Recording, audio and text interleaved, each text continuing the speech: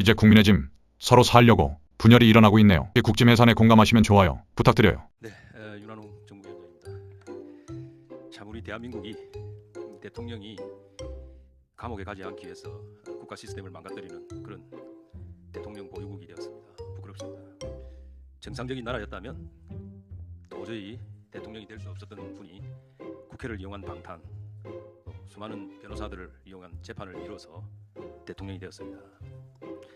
이제 대통령이 되고 보니 오로지 퇴임 후에 감옥 가지 않는 것이 제일 국정 목표가 된 것 같습니다.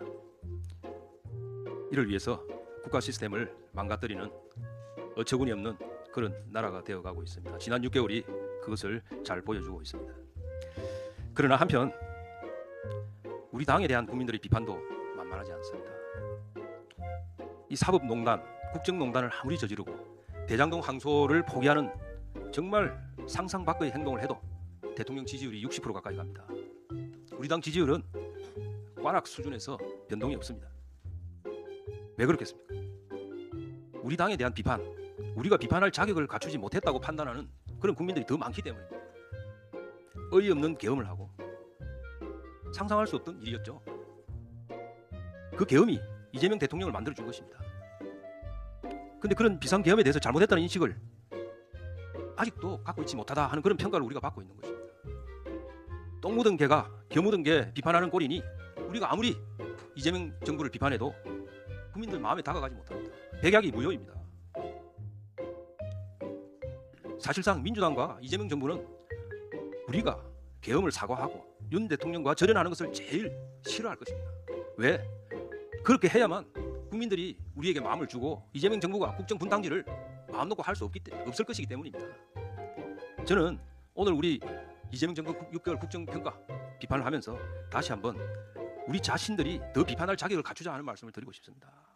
메신저 거부 현상을 벗어나야 우리의 오늘 이 메시지가 국민들에게 다가가고 국민들에게 들릴 것입니다. 그래야 오늘 이 이재명 정부 6개월 비판이라는 메시지도 국민에게 더 다가갈 것입니다. 우리가 2021년에 민주당과 더 가까운 윤석열 당시 후보를 정권 교체란 그 목표 하나를 위해서 또 중도층 국민들에게 더 다가가기 위해서 우리가 정말 배신자 소리까지 들어가면서 영입했습니다. 그때 그 와신 상담의 자세로 다시 한번 윤석열 전 대통령과의 인연, 골수 지지층의 손가락질 다 벗어 던지고 계엄의 굴레를 벗어나자 하는 말씀을 드리고 싶습니다. 국정마비가 계엄의 원인이다. 이런 얘기 더 이상 하면 안 된다고 저는 생각합니다. 이런 논리로 계엄이 정당화될 수 없습니다. 아무리 그래도 계엄은 선택할 수 있는 대안이 아니었습니다. 계엄을 벗어 던지고 그 어이없는 판단의 부끄러움을 국민에게 사과해야 합니다. 그래야 우리 당이 살고 우리 당이 살아야 대한민국이 사는 것입니다. 지지율도 오를 것입니다.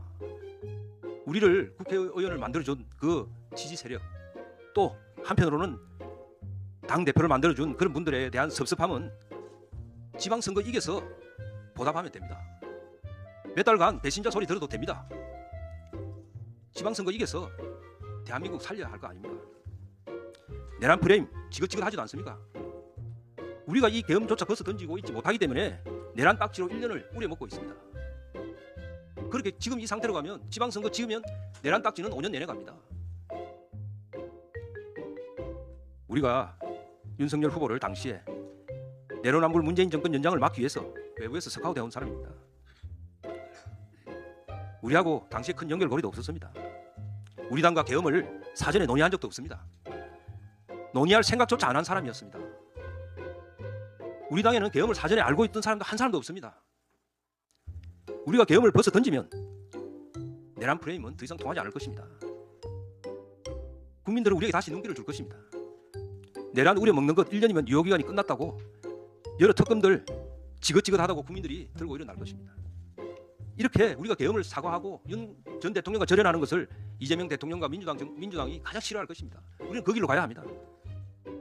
돈을 풀어서 고환율 만들고 계엄 탓하지 말라고, 서학계엄이 탓하지 말라고, 국민연금 동원해서 주가 받칠 생각하지 말라고, 세금으로 부동산 잡을 생각하지 말라. 그렇게 국민들이 들고 일어날 것입니다.